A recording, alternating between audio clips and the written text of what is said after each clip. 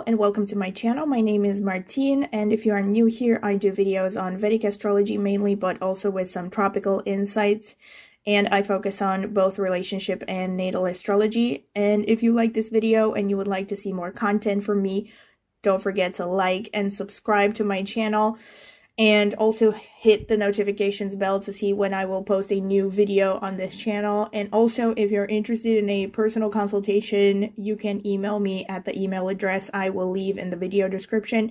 And I can send you a full list of prices as well as more detailed information about how to get one. And also, I have a tarot channel. I've started a tarot channel more recently than this channel. And I'm going to also be linking that in the video description as well as in the pinned comment. So if you're interested in tarot, you might want to go ahead and check it out. Maybe subscribe if you like the content. I would greatly appreciate it. And of course, also I do tarot consultations. And if you're interested in that, you can also email me at the email address in the video description. Thank you. And today's video is going to be in continuation with the series that I started about Darakaraka and the description for each planet as Darakaraka. I have also done related videos that touched upon this subject, but this is like a short, more in-depth, a short and yet more detailed description for each planet as Darakaraka. But I will be linking all the related videos in the video description. So this is about Mercury as your Darakaraka. And again, if you don't know what your Darakaraka is, you can check out the video that I will link in the description that goes in depth about explaining it and also how to calculate it. And yes, Mercury as Darakaraka. It basically shows that what you need most in a romantic relationship is intellectual stimulation. So, and of course, communication. Communication is key.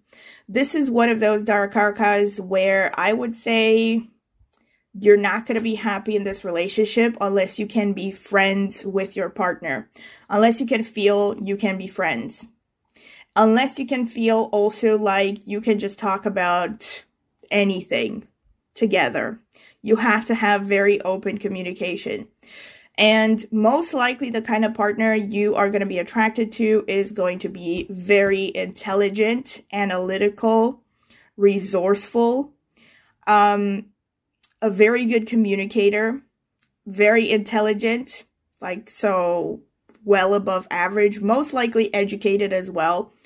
This is someone who has a combination of Virgo, Gemini energy. So a person who is also very logical and analytical, but also good communicator. Could also be a person who is a writer, more specifically, or any person that communicates on a regular basis as part of their profession and their overall existence. This is also likely to show that you will be attracted to people who have a youthful energy. Now, this is one of those actually dispositors that might show you might be attracted to or attract a younger spouse or long-term romantic partner. However, it doesn't always 100% show that. Of course, you also have to look at what else is going on. And as I also mentioned in other videos, there are multiple indicators that contribute to the overall spouse archetype that you have in your natal chart. So you have to look at each of these and kind of do, you know, see which one of them carries, which influence carries the most weight. And I have talked about this in multiple videos, specifically about the topic of whether you're going to attract a younger or older partner. I have done a video where I talked specifically about younger or older partner. I think that's what it's even called, the video. And I mentioned there that the main indicator of attracting a younger partner is Mercury, having a lot of Mercury energy connected to the spouse archetype. So if you have Mercury as Darakaraka, that's already 1 point in that direction. So you are likely to attract a younger partner. But then again, you also have to look at all the other indicators. At the very least, this is a person who is very youthful in energy. So even if they are older or even you know, significantly more mature than you in age. This is a person who is constantly learning. They are constantly seeking to improve themselves, seeking to learn new things. They also have a certain dexterity, like they are very good with their hands. Like, they might actually enjoy sports that involve use of the hands, use of the arms a lot, like ping pong, tennis, I guess swimming, and a bunch of them. I guess there are a bunch of sports that really rely on the use of arms. And of course, maybe playing instruments, they could be interested in that. But with Mercury, this is a person who is just constantly seeking to learn new skills and to challenge themselves intellectually. You know, they probably like to read, they like to study. Basically, this is an energy of a perpetual student, so to speak. But yes, with respect to the main thing that you need a partner who is intelligent. So number one, you need a partner that you can respect for their intelligence. You also need a partner who is resourceful, right? Because Mercury is also connected to business. It's one of those like business-oriented planets. This is not so much about, and I don't want to portray it negatively, but it's not so much like one of the most, let's say, productive or industrious. It's more about being clever. It's more of the salesperson kind of energy, or the jack of all trades sort of energy. So that's why I say resourceful. This could also be a person who has multiple streams of income. If you have a lot of Mercury energy connected to your spouse archetype, that's what it could show.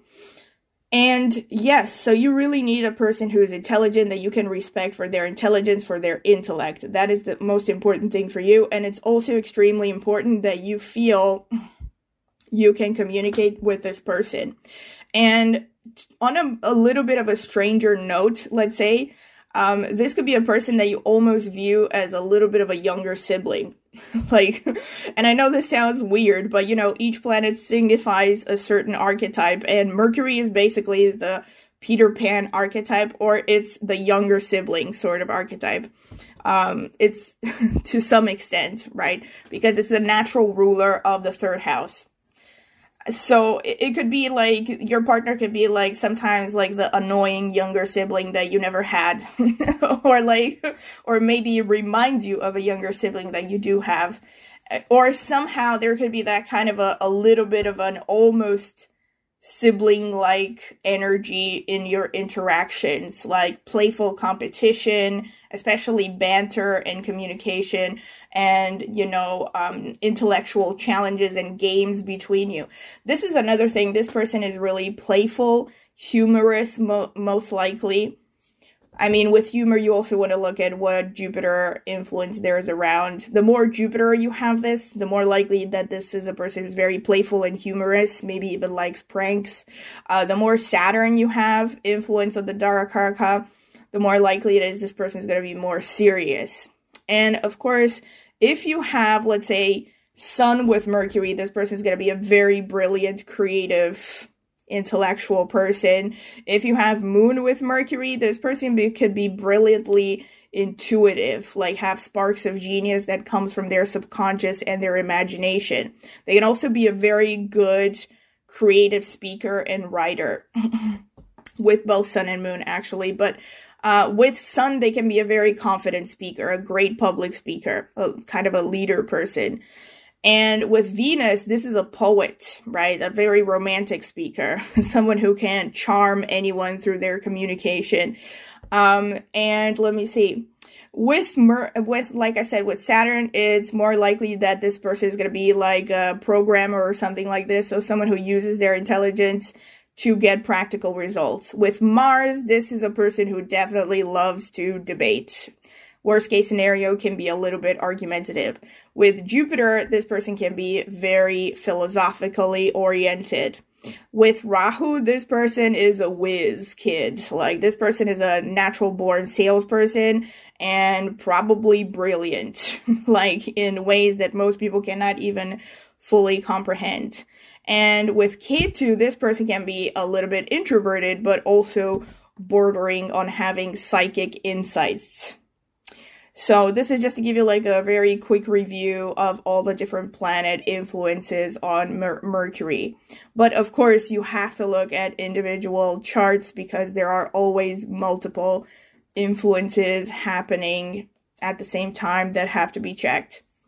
So this has been pretty much the short description as for Mercury as Darakaraka, and I hope you have enjoyed it. And if you have, please don't forget to like and subscribe to my channel, and also comment in the comment section with any feedback you would like to give. And also, if you would like a personal consultation, you can email me at the email in the video description. Thank you.